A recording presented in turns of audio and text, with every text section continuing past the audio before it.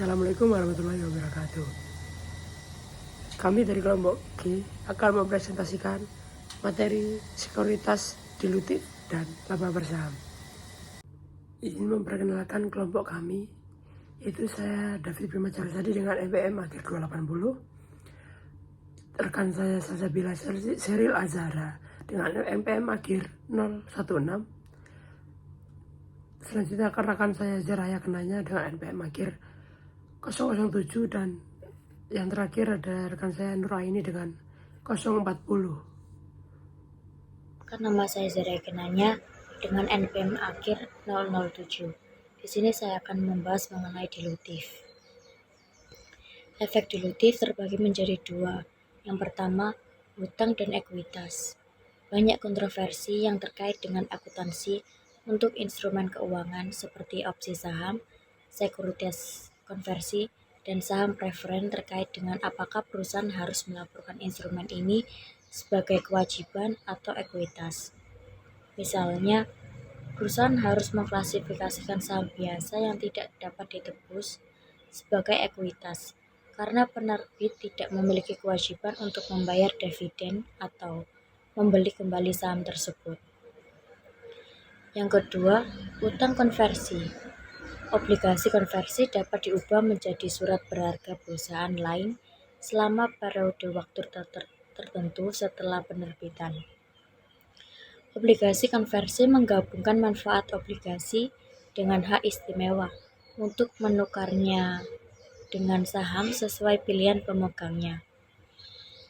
Investor yang membelinya menginginkan keamanan investasi obligasi atau bunga dan pokok yang dijamin, ditambah opsi konversi tambahan jika nilai saham meningkat secara signifikan. Selanjutnya, akuntansi untuk utang konversi. Utang konversi diperhitungkan sebagai instrumen majemuk karena mengandung kewajiban dan komponen ekuitas.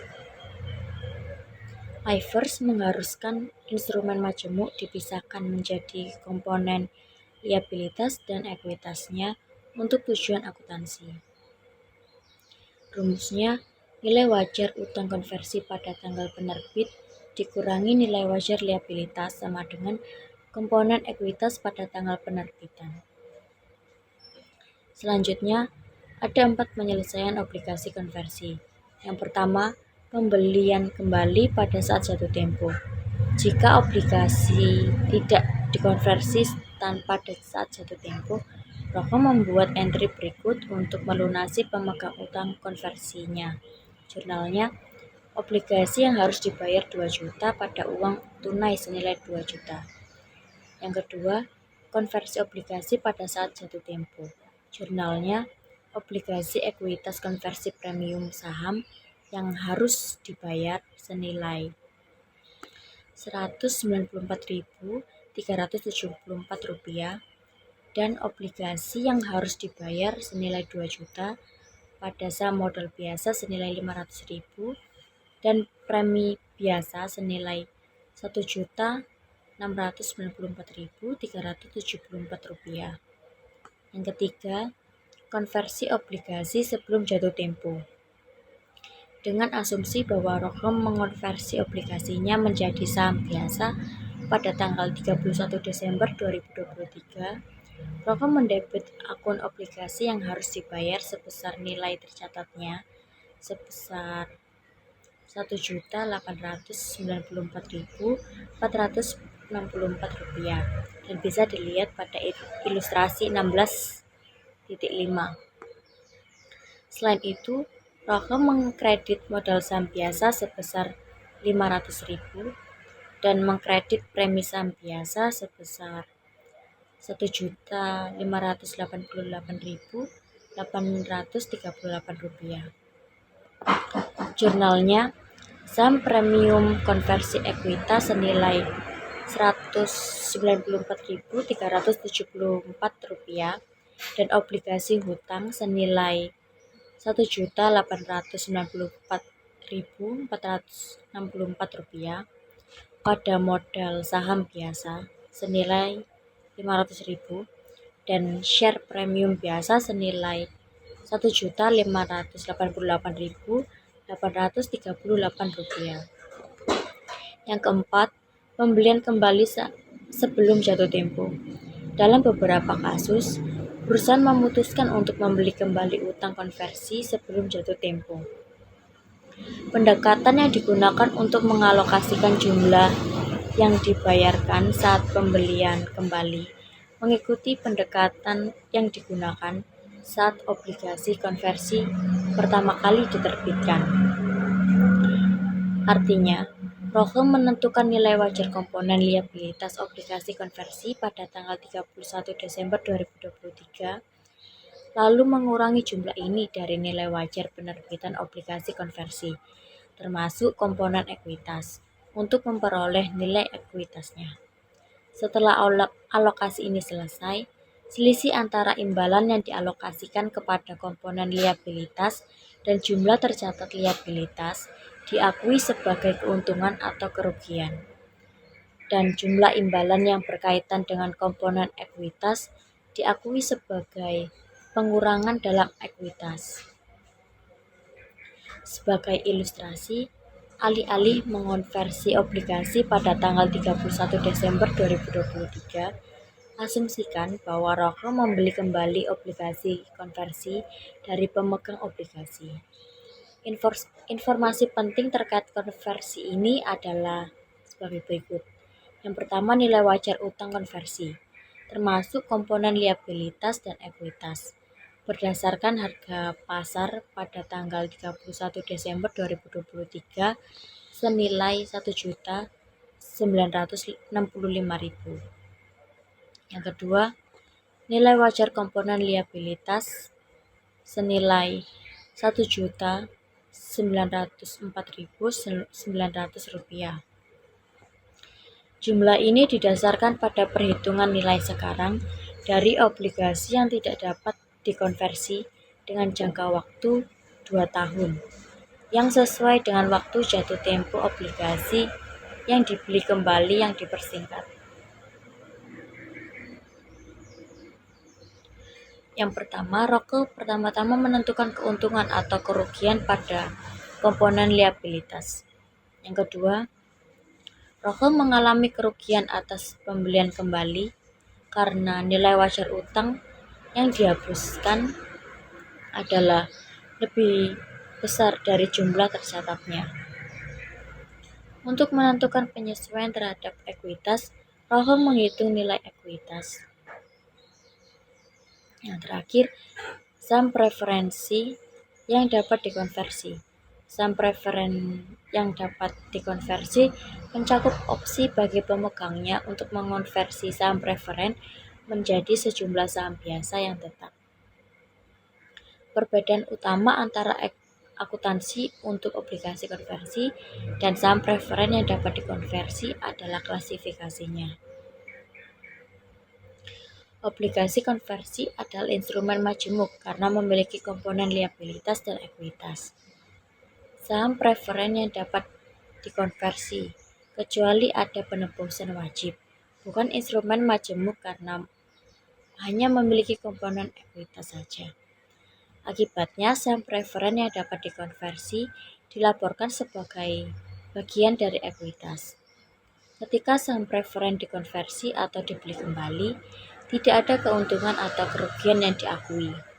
Alasannya adalah bahwa perusahaan tidak mengakui keuntungan ataupun kerugian yang melibatkan transaksi dengan pemegang sahamnya yang ada.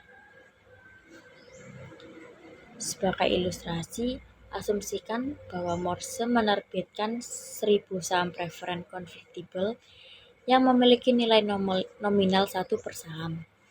Saham tersebut diterbitkan pada harga 200 per saham. Jurnal untuk mencatat transaksi ini adalah uang tunai senilai 200.000 pada modal saham preferensi 1.000 dan saham premium konversi ekuitas senilai 199.000. Jika setiap saham kemudian dikonversi menjadi 25 saham biasa dengan nilai nominal 2 yang memiliki nilai wajar 410.000, Entry jurnal untuk mencatat konversi tersebut adalah modal saham preferensi 1000 dan saham premium konversi ekuitas senilai 199.000 pada saham modal biasa senilai 50.000 dan premium biasa senilai 150.000. Seperti yang ditunjukkan dan serupa dengan perlakuan untuk obligasi konversi. Morse menggunakan metode nilai buku dan tidak mengakui keuntungan atau kerugian atas konversi tersebut. Oleh karena itu, nilai wajar saham biasa diabaikan dalam perhitungan ini. Jika saham preferensi konversi dibeli kembali pada nilai wajarnya, alih-alih konversi, Morse membuat entry sebagai berikut.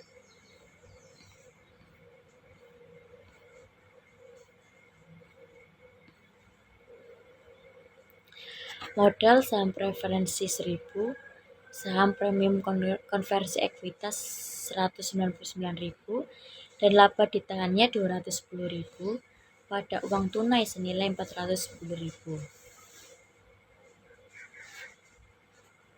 Perkenalkan, nama saya Nuraini Stawati dengan NPM akhir 040. Dan di sini saya akan menjelaskan mengenai saham warrant. Nah, saham warrant adalah sertifikat yang memberikan hak kepada pemegang sahamnya untuk memperoleh saham pada harga tertentu dalam jangka waktu tertentu. Nah, penerbitan saham warrant ini atau opsi untuk membeli saham tambahan ini biasanya muncul dalam 3 situasi. Yang pertama yaitu ketika menerbitkan berbagai jenis surat berharga seperti obligasi atau saham preferen, perusahaan sering menyertakan warrant untuk membuat surat berharga tersebut lebih menarik dengan memberikan equity kicker. Yang kedua yaitu setelah penerbitan saham biasa tambahan, pemegang saham yang ada memiliki hak preemptif untuk membeli saham biasa terlebih dahulu. Nah, perusahaan dapat menerbitkan warrant untuk membuktikan hak tersebut. Yang ketiga, yaitu ketika perusahaan memberikan warrant sering disebut opsi saham kepada eksekutif dan karyawan sebagai bentuk kompensasi. Nah, selanjutnya warrant yang diterbitkan bersama dengan sekuritas lain pada dasarnya adalah opsi jangka panjang untuk membeli saham biasa dengan harga tetap. Nah, umumnya masa berlaku warrant ini 5 tahun atau 10 tahun. Nah, perusahaan ini harus menggunakan 2 metode yaitu with and without, yaitu metode untuk mengalokasikan hasil antara 2 komponen. Nah, ini ada contohnya yaitu pada suatu waktu Siemens AG atau DU menerbitkan obligasi dengan warrant 5 tahun yang dapat dipisahkan. Nah, asumsikan bahwa warrant 5 tahun tersebut memberikan opsi untuk membeli 1 tahun biasa dengan nilai nominal 5 pada harga 25. Pada saat itu, satu saham biasa Siemens dijual dengan harga sekitar 30 euro. Warrant ini memungkinkan Siemens untuk menetapkan harga penawaran obligasinya dengan nilai nominal 10 juta euro pada harga par dengan imbal hasil 84%, sedikit lebih rendah dari suku bunga yang berlaku pada saat itu.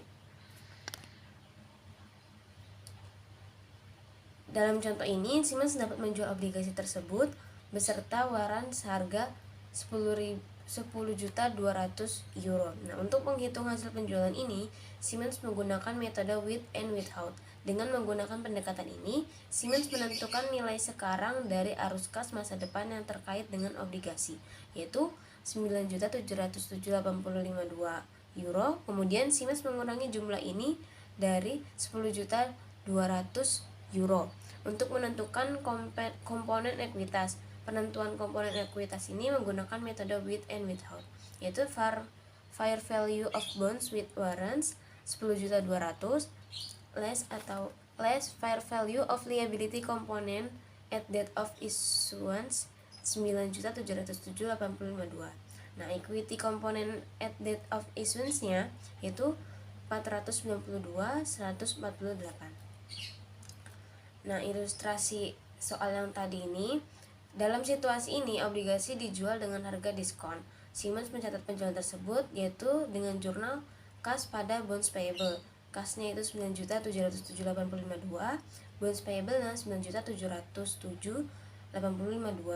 Nah, selain itu, Siemens menjual waran yang dikreditkan ke waran saham premium. Siemens membuat jurnalnya yaitu dengan kas pada share premium share warrant. Kasnya yaitu sebesar 492.148, share premium share warrant-nya 492.148. Nah, dengan asumsi investor melaksanakan seluruh 10.000 waran, yaitu satu waran per satu saham biasa. Siemens membuat jurnal yaitu kas share premium share warrant pada share capital ordinary share premium ordinary, yaitu kasnya sebesar 250.000 didapat dari 10.000 dikali sama 25. Sedangkan share premium share warrants-nya itu 492.148. Nah, untuk share capital ordinary-nya itu didapat 50.000 dari 10.000 dikali dengan 5. Nah, share premium ordinary-nya yaitu 692.148. Selanjutnya yaitu ada hak untuk berlangganan saham tambahan. Nah, hak saham atau pemegang saham yang ada memiliki hak, yaitu hak istimewa mendahului untuk membeli saham yang baru diterbitkan secara proporsional dengan kepemilikannya. Nah, harganya itu biasanya kurang dari nilai pasar saat ini. Terus perusahaannya ini hanya membuat entry memorandum. Nah, yaitu selanjutnya itu ada saham compensation atau share compensation plans. Nah, opsi saham memberikan opsi kepada karyawan kunci untuk membeli saham biasa pada harga tertentu selama periode waktu yang diperpanjang. Nah, program kompensasi yang efektif adalah program yang satu, memberikan kompensasi berdasarkan kinerja, 2, memotivasi karyawan, 3, membantu mempertahankan eksekutif dan merekrut bakat baru, 4, memaksimalkan manfaat karyawan setelah pajak dan meminimalkan biaya pemberi kerja setelah pajak. Yang kelima, gunakan kriteria kinerja yang dapat dikontrol karyawan. Dan selanjutnya yaitu ada kompensasi saham pengukuran. Pedoman EISB mengharuskan perusahaan untuk mengakui biaya kompensasi menggunakan metode nilai wajar. Nah, berdasarkan nilai wajar, perusahaan menggunakan model penetapan harga opsi yang dapat diterima untuk menilai opsi pada tanggal pemberian. Nah, rencana opsi saham yaitu yang pertama itu ada menentukan biaya, yaitu dengan perusahaan menghitung total biaya kompensasi berdasarkan nilai wajar opsi yang diharapkan akan diberikan pada tanggal pemberian opsi kepada karyawan atau tanggal pemberian.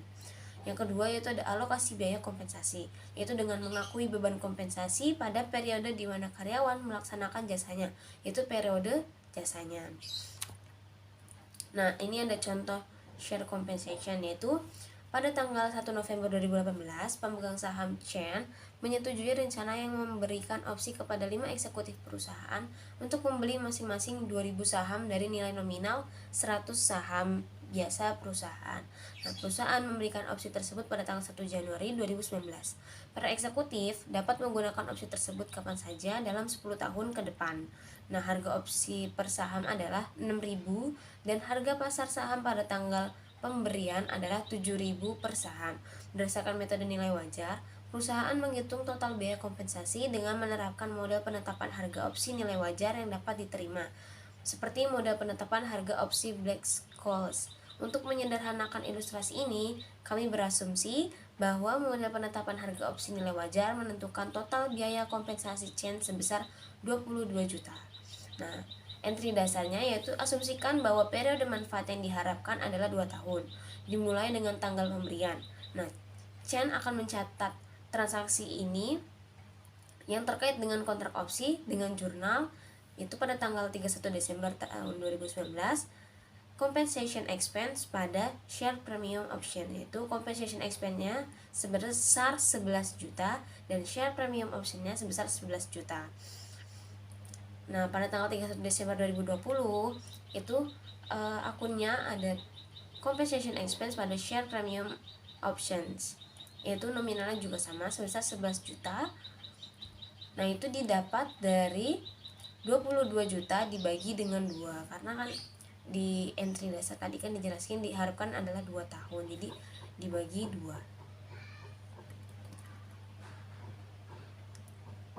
Nah, selanjutnya itu exercise, yaitu jika executive chain melaksanakan 2.000 dari 10.000 opsi, maksudnya itu 20% dari opsi pada tanggal 1 Juni tahun 2022. Nah, 3 tahun dan 5 bulan setelah tanggal pemberian. Nah, maka perusahaan akan mencatat jurnalnya yaitu pada 1 Juni 2022 dengan jurnal cash, share premium, share option pada share capital ordinary dan share premium ordinary. Cashnya itu sebesar 12 juta didapat dari 2.000 dikali dengan 6.000. Nah, share premium share optionnya yaitu 4.400.000. Share capital ordinary-nya yaitu 200 didapat dari 2.000 dikali dengan 100. Nah, share premium ordinary-nya yaitu 16.200.000. Nah, kadaluarsanya, jika eksekutif chain gagal menggunakan opsi saham yang tersisa sebelum tanggal kadaluarsa, perusahaan akan mencatat hal berikut pada tanggal kadaluarsa, yaitu jurnalnya 1 Januari 2029 dengan jurnal share premium share options pada share premium expired share options dengan nominal 17.600.000. Selanjutnya itu ada saham terbatas, yaitu rencana saham terbatas mentransfer saham ke karyawan. Tunduk pada perjanjian bahwa saham terbatas tidak dapat dijual, ditransfer, atau dijaminkan hingga investing terjadi. Nah, keuntungan utama dari saham terbatas ini yaitu ada 3. Yang pertama itu saham tidak akan pernah menjadi tidak bernilai sama sekali. Yang kedua, saham pada umumnya menghasilkan lebih sedikit dilusi bagi pemegang saham yang ada. Yang ketiga, saham lebih menyelaraskan insentif karyawan dengan insentif perusahaan. Nah, ini ada contohnya, yaitu contoh saham terbatas. Pada tanggal 1 Januari 2019, Ogden Company menerbitkan 1.000 saham terbatas kepada CEO-nya, Christy DeGeorge, yaitu Christy DeGeorge. Nah, saham Ogden ini memiliki nilai wajar $20 per saham pada tanggal 1 Januari 2019. Nah, informasi tambahannya adalah sebagai berikut. Masa jabatan terkait saham terbatas adalah 5 tahun. Pemberian hak terjadi jika DeGeorge bertahan di perusahaan selama periode 5 tahun. Nah, nilai nominal saham adalah $1 per lembar saham. Nah, Ogden membuat entry pada tanggal hibah atau 1 Januari 2019 dengan jurnal Unearned Compensation pada share capital ordinary dan share premium ordinary. Ya, nah Unearned Compensation ini sebesar 20.000, share capital ordinary-nya sebesar 1.000, yaitu didapat dari 1.000 dikali dengan $1. Nah, share premium ordinary-nya 19.000 didapat dari 1.000 dikali $19. Nah, catatan tambahannya itu jurnal entry pada tanggal 31 Desember 2019, yaitu Ogden mencatat biaya kompensasi dengan jurnal compensation expense atau beban kompensasi pada Unearned Compensation dengan nominal 4.000. Nah, asumsi selanjutnya, asumsikan bahwa DeGeorge berhenti pada tanggal 3 Februari 2021. Sebelum biaya apapun ini dicatat selama tahun 2021. Maka entry yang dicatat untuk kehilangan ini adalah share capital ordinary pada share premium ordinary. Yaitu jurnal share capital ordinary, share premium ordinary pada compensation expense dan Unearned Compensation. Share capital ordinary-nya itu sebesar 1.000, share premium ordinary-nya yaitu 19.000, sama seperti jurnal yang tanggal 1 Januari 2019. Nah, compensation expense-nya yaitu 8.000 didapat dari 4.000 dikali dengan 2. Sedangkan Unearned Compensation-nya didapat dari 12.000. Nah, sekian dan persentase dari saya. Selanjutnya akan dijelaskan oleh rekan saya. Laba per saham yang diencerkan. Ini bersifat mengencerkan surat berharga adalah surat berharga yang dapat dikonversi menjadi saham biasa. Setelah dikonversi atau dilaksanakan oleh pemegangnya, sekuritas yang bersifat dilutif mengurangi laba per saham. Seperti yang telah ditunjukkan sebelumnya, struktur modal kompleks terjadi ketika sebuah perusahaan memiliki sekuritas konvertibel, opsi waran, atau hak-hak lain yang setelah dikonversi atau dilaksanakan dapat mengurangi laba per saham. Ketika sebuah perusahaan memiliki struktur modal yang kompleks, maka melaporkan laba per saham dasar dan dilusian. Di sini ada earning per share dengan basic earning per share, net income, preference dividend dibagi dengan weighted average share outstanding. Jika dihitung dengan hubungan dengan EPS dilusian, dikurangi dengan impact of convertibles, dan dikurangi dengan impact of option, warrants, and other dilutive securities. Selanjutnya ada hubungan antara EPS atau earning per share dasar dan dilusian. Melanjutkan yang tadi, beberapa sekuritas bersifat anti-dilutif. Sekuritas anti-dilutif merupakan surat berharga yang setelah dikonversi atau dilaksanakan meningkatkan laba bersaham. Berbeda dengan yang dilusi tadi. Tujuan penyajian earning per share dasar yang diencerkan adalah untuk memberitahu pengguna laporan keuangan tentang situasi yang kemungkinan akan terjadi dan juga memberikan situasi dilusi kasus terburuk. Di sini ada dua, yaitu earning per share yang diencerkan dengan sekuritas yang dapat dikonversi dan earning per share atau EPS yang diencerkan dengan opsi dan warrant. Di sini terdapat contoh komprehensif metode if converted. Sebagai contoh, Mayfield memiliki laba sebesar 210.000 untuk tahun tersebut dan 100.000 saham biasa rata-rata yang tertimbang yang beredar selama periode yang sama. Oleh karena itu, laba dasar per saham adalah 2,10. Dihitung dari 210.000 dibagi dengan 100.000 ya. Perusahaan tersebut memiliki 2 penerbitan obligasi debentur konversi yang beredar. Tersebut memiliki 2 penerbitan obligasi debentur konversi yang beredar. Salah satunya adalah penerbitan 6% yang dijual pada harga 100 pada tahun sebelumnya dan dapat dikonversi menjadi 20.000 saham biasa.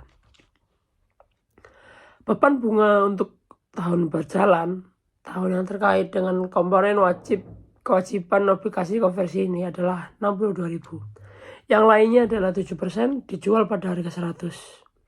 Pada tanggal 1 April tahun berjalan, dapat dikonversi menjadi 32.000 saham biasa. Beban bunga untuk tahun penuh pertama yang terkait dengan komponen liabilitas obligasi konversi ini adalah 80.000. Tarif pajak adalah 80%. Ya, jadi ekstasinya untuk menentukan pembilang bagi laba per saham yang diencerkan, Mayfield menambahkan kembali bunga atas sekuritas yang dikonversi tadi. Dikurangi dampak pajak terkait karena metode jika dikonversi mengasumsikan konversi pada awal tahun. Mayfield berasumsi bahwa ia tidak membayar bunga atas obligasi yang dapat dikonversi selama tahun tersebut. Bunga efektif atas obligasi yang dapat dikonversi 6% adalah 62.000 untuk tahun tersebut. Beban pajak yang meningkat adalah 24.800. Bunga yang ditambahkan kembali setelah dikurangi pajak adalah 37.200 atau cukup 62.000 saja. Perhitungannya adalah laba bersih tahun ini. Selanjutnya ada perhitungan rata-rata tertimbang saham biasa. Melanjutkan informasi di ilustrasi yang 1624 atau yang sebelumnya tadi. Karena Mayfield menerbitkan obligasi konversi 7% setelah awal tahun, maka Mayfield akan memberikan bobot pada saham tersebut. Dengan kata lain, Mayfield menganggap saham tersebut telah beredar sejak 1 April hingga akhir tahun. Akibatnya, penyesuaian bunga pada pembilang obligasi ini hanya mencerminkan bunga selama 9 bulan. Jadi, bunga yang ditambahkan kembali pada obligasi konversi 7% adalah 36.000. Item terakhir dalam ilustrasi yang sebelumnya menunjukkan laba bersih yang disesuaikan. Jumlah ini yang menjadi pembilang untuk perhitungan laba bersaham yang diencerkan oleh Mayfield. Mayfield kemudian menghitung rata-rata tertimbang saham yang biasa yang beredar. Seperti yang ditunjukkan pada ilustrasi di bawah, jumlah saham ini menjadi penyebut untuk perhitungan per lembar saham dilusian Mayfield. Yang diantaranya rata-rata tertimbang saham yang biasa yang beredar senilai 100.000, obligasi 66% dari yang awal tahun 20.000, obligasi 7% per tanggal penerbitan 1 April yaitu 24.000. Jadi saham biasa rata-rata tertimbang yang disesuaikan dengan sekuritas dilutif 144.000. Selanjutnya ada pengungkapan laba bersaham. Dalam laporan laba ruginya, Mayfield melaporkan laba bersaham dasar dan dilusian. Seperti di bawah ini.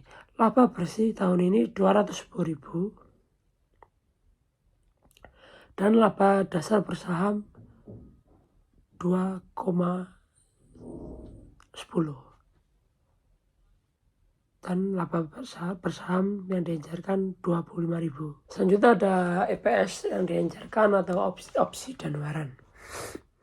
Metode saham treasury mengasumsikan bahwa opsi atau waran dilaksanakan pada awal tahun dan bahwa perusahaan menggunakan hasil tersebut untuk membeli saham biasa untuk treasury jika harga pelaksanaan lebih rendah dari harga pasar saham. Maka hasil dari pelaksanaan tidak cukup untuk membeli kembali semua saham. Perusahaan kemudian menambahkan saham tambahan yang tersisa ke saham biasa rata-rata tertimbang yang beredar untuk menghitung laba bersaham yang dienjarkan.